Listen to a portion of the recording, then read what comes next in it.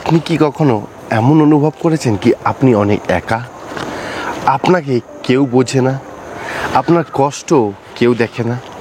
আপনি যতই পরিশ্রম করেন না কেন তাও আপনাকে কেউ দেখে না, কেউ বোঝে না। আমরা সবাই আমাদের জীবনে কখনো না কখনো এই অনুভবটি করে থাকি। আমাদের মনে হয় কি আমরা পরিবারের সমস্ত কাজ করি, আমরা পরিবারের সমস্ত সাহায্য করি, কিন্তু তাও পরিবার আমাদেরকে বোঝে না। আমার বন্ধু আমাকে দেখে না, আমার আপনজন আমাকে বোঝে না।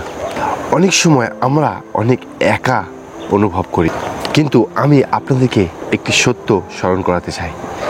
যখন আপনার মনে হবে কি আপনাকে কেউ দেখে না, যখন আপনার মনে হবে আপনাকে কেউ বোঝে না, তখন মনে রাখবেন ঈশ্বর আপনাকে দেখে, ঈশ্বর আপনার কথা বোঝে, আপনার কষ্ট বোঝে এবং আপনার জন্য পরিকল্পনা করে রেখেছেন।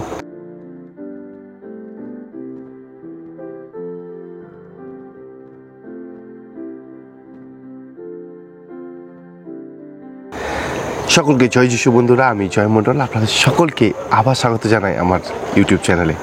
বন্ধুরা, প্রথমে ক্ষমা চাই কি অনেক দিন ভিডিও আপনাদের সামনে না নিয়ে আসতে পারায়। অনেক সমস্যার কারণে অনেক কিছুর মধ্যে দিয়ে আমি আজকে ভিডিও বানাচ্ছি, কিন্তু ঈশ্বর আপনাদের সবাইকে সুস্থ রেখেছেন এবং আশীর্বাদ করেছেন, এই জন্যই আমি ঈশ্বরকে ধন্যবাদ দিতে চাই। বন্ধুরা, আজকে যে বাক্য আমি আপনাকে বলতে চাই সেটি হলো ঈশ্বর আপনাকে দেখেন। আমরা এমন এক ঈশ্বরকে সেবা করি যিনি সর্বকিছু দেখতে পান। আজকে আমি আপনাদেরকে একটি গল্প বলতে চাই, যে গল্পটি আমরা বাইবেলের প্রথম পুস্তক আদি পুস্তকে পাই। আর সেই গল্পে যাওয়ার আগে আসুন আমরা ছোট্ট একটি প্রার্থনা করি, যাতে ঈশ্বর আমাদের সকলকে এই গল্প থেকে কিছু শিখতে সাহায্য করেন। আসুন প্রার্থনা করি। স্বর্গীয় প্রেমময় দয়ালু পিতা, প্রভু তোমায় ধন্যবাদ এই সুন্দর সময়ের জন্য। প্রার্থনা করি প্রভু, আজকে যে বাক্য আমরা শুনবো যাতে আমরা মনের হৃদয়ে রাখতে পারি এবং আমাদের জীবনে ব্যবহার করতে পারি। এই ছোট প্রার্থনা প্রভু যীশু খ্রিস্টের নামে চাই, আমেন। প্রিয় বন্ধুরা, গুরুজনেরা, আমরা যখনই একা বোধ করব, যখনই মনে হবে কি আমাদেরকে কেউ দেখছে না, আমাদের কেউ বুঝছে না, এই গল্পটি স্মরণ করব। এই গল্পটি আমরা পাই আদি পুস্তক তার 16 অধ্যায়, আর এটি হাগারের গল্প। আমরা বাইবেলে বা বেশিরভাগ সময় হাগারকে নিয়ে অত আলোচনা করি না, কিন্তু আজকে আমি হাগারকে নিয়ে আপনাদেরকে কিছু বলতে চাই। আমরা যদি আদি পুস্তক তার 16 অধ্যায় 1 থেকে 6 পদ পড়ি, সেখানে বলে, আব্রাহামের স্ত্রী সারি নিঃসন্তানা ছিলেন এবং হাগার নামে তার এক নিঃস্ব দাসী ছিল। তাহাতে সারি আব্রাহামকে কহিলেন, দেখো, সদাপ্রভু আমাকে বন্ধা করিয়াছেন, বিনয় করি তুমি আমার দাসীর কাছে গমন করো, কি জানি ইহা দ্বারা আমি পুত্রবতী হইতে পারিব। তখন আব্রাহাম সারির বাক্যে সম্মত হইলেন। এইরূপে কনান দেশে আব্রাহাম 10 বৎসর বাস করিল।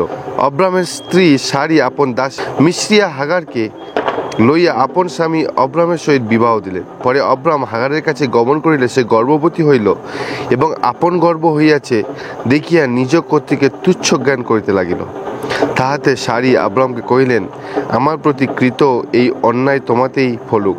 আমি আপনার দাসীকে তোমার করে দিয়েছিলাম, সে আপনাকে গর্ভবতী দেখিয়া আমাকে তুচ্ছ জ্ঞান করিতেছ। সদাপ্রভুই তোমার ও আমার বিচার করুন। তখন আব্রাহাম সারিকে কহিলেন, দেখো, তোমার দাসী তোমারই হাতে, তোমার যাহা ভালো বোধ হয় তাহার প্রতি তাহাই করো। তাহাতে সারি হাগারকে দুঃখ দিলেন, আর সে তাহার নিকট হইতে পলায়ন করিল। বন্ধুরা, এখানে আমরা একটু গল্পটি দেখি। সারি, যাকে আমরা সারা বলি, সে এবং আব্রাহাম তারা নিঃসন্তান ছিল। ঈশ্বর তাদেরকে বলেছিল তাদের সন্তান হবে এই আকাশের তারার মতো, সমুদ্রের বালির মতো, কিন্তু তারা বৃদ্ধ বয়স পর্যন্ত কোনো সন্তান পায়নি। তাই সারি আব্রাহামকে বলল, তুমি আমার দাসী তার সঙ্গে গমন করো।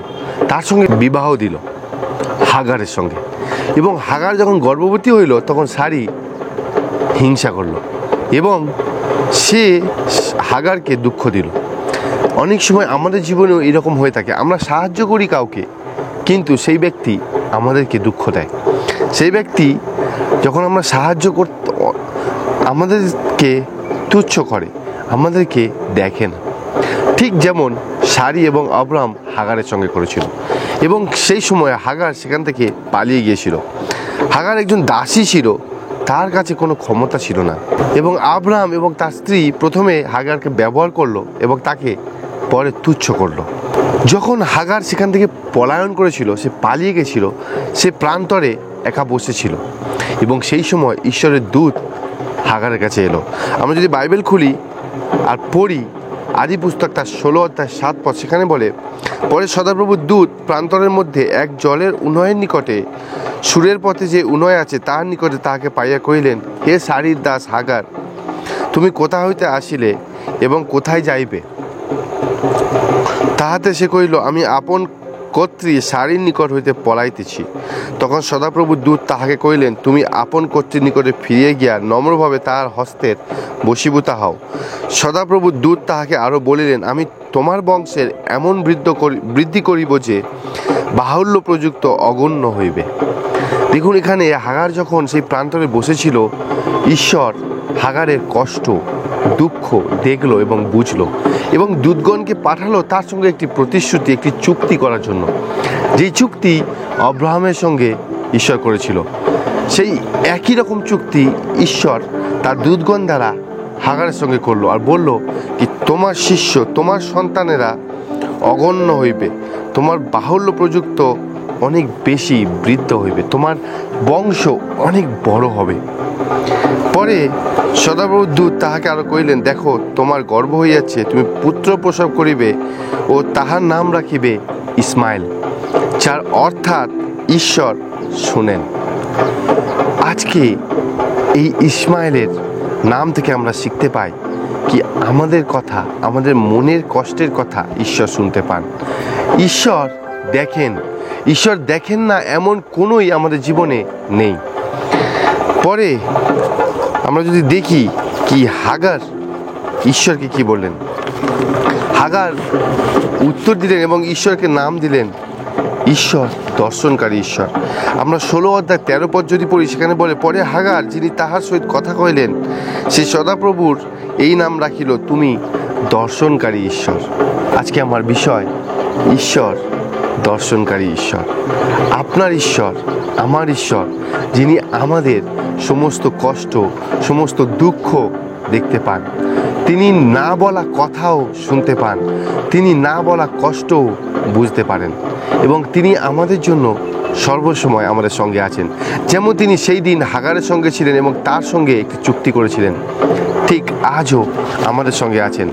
তিনি আপনার কষ্ট দেখেন, তিনি আমার কষ্ট দেখেন, তিনি আপনার সেই একাকিত্ব ভাবকে অনুভব করেন, তিনি আপনার সঙ্গে থাকতে চান।